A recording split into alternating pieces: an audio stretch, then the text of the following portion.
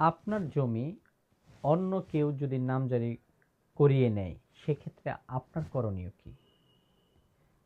আপনার করণীয় হচ্ছে যে আদেশমূলে থার্ড পার্টি নামজারি করেছেন সে আদেশের কপি এবং সেই নামজারির কানুনগো কিংবা তহসিলদারের প্রস্তাবনার কপি এবং নামজারি খতিয়ান সংগ্রহ করে এসএটি অ্যাক্টের 148 ধারার বিধান মোতাবেক সংশ্লিষ্ট ভূমি অফিসে সহকারী কমিশনার ভূমি কার্যালয়ে আপনি মিসকেস দায়ের করবেন।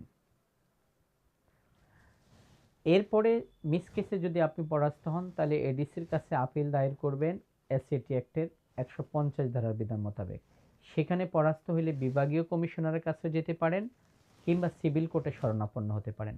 বিভাগীয় কমিশনারের কাছে যদি পরাস্ত হন তাহলে আপনি ভূমি আপিল বোর্ডের দ্বারস্থ হবেন।